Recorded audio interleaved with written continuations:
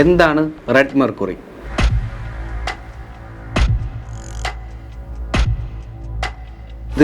Red mercury എന്നത് nuclear bomb ഉണ്ടാക്കാൻ സഹായിക്കുന്ന ഒരു വസ്തുവാണ് എന്നാണ്.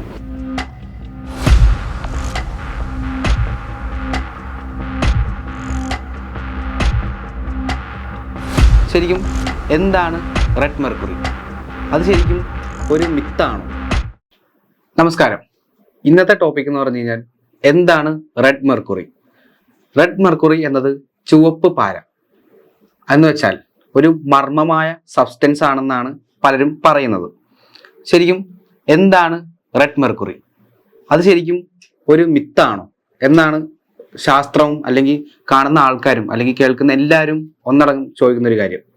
ശരിക്കും ശാസ്ത്രജ്ഞന്മാർ ഇതിനെ പറയുന്നത് ശരിക്കും ഇത് ഒരു മിത്താണ് എന്നാണ്, അല്ലെങ്കിൽ ഒരു സ്കാം ആണെന്നാണ് അവർ പറയുന്നത്. പക്ഷെ ഇത് ഉണ്ടെന്ന് വിശ്വസിക്കുന്ന ആൾക്കാർ പറയുന്നത് ഇത് റെഡ് മെർക്കുറി എന്നത് ന്യൂക്ലിയർ ബോംബ് ഉണ്ടാക്കാൻ സഹായിക്കുന്ന ഒരു വസ്തുവാണ് എന്നാണ്.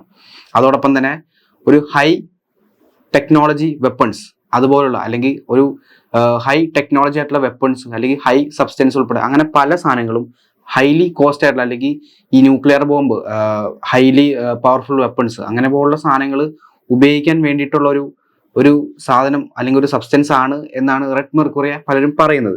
പക്ഷെ ഞാൻ നേരത്തെ പറഞ്ഞ ശാസ്ത്രജ്ഞന്മാർ പറയുന്നത് ഇത് ഒരു മിത്താണ്, ശരിക്കും ഒരു സ്കാം ആണെന്നാണ് അവർ പറയുന്നത്. കാരണം പലരും ഇത് റിയൽ ആണ് എന്ന് പറഞ്ഞ് ഒരു തട്ടിപ്പ് നടത്താറുണ്ട്. അതായത് ഇതൊരു റിയൽ മെറ്റീരിയൽ ആണെന്ന് പറഞ്ഞ് സ്കാം ചെയ്യാറുണ്ട് പല ആൾക്കാരും. ശരിക്കും നാം മനസ്സിലാക്കേണ്ട ഒരു കാര്യമുണ്ട്, ഇതൊക്കെ ശരിക്കും ഒരു സീക്രട്ട് സയൻസിൽ വരുന്ന ഒരു കാര്യമാണ്. കാരണം 1980-90കളിലാണ് ഈ ഒരു സ്കാം അല്ലെങ്കിൽ ഈ ഒരു തട്ടിപ്പ് ശരിക്കും കുറച്ചുകൂടെ പ്രധാനമായിട്ട് അല്ലെങ്കിൽ കുറച്ചും കൂടെ ഒരു പ്രശസ്തമായൊരു ഇതിൽ വന്നത്. അതായത് റെഡ് മെർക്കുറി എന്ന പേരിൽ ആൾക്കാർ കുറച്ച് അറിയാൻ കഴിഞ്ഞത് 1980-90കളിലാണ്.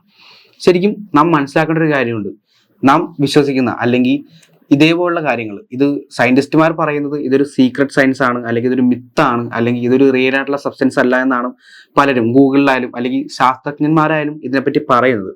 നാം മനസ്സിലാക്കേണ്ട ഒരു കാര്യം, ശരിക്കും നാം കേൾക്കുന്ന എല്ലാ സീക്രട്ട് സയൻസും സത്യമല്ല, ശരിക്കും അതൊരു മിത്ത് മാത്രമാണ്.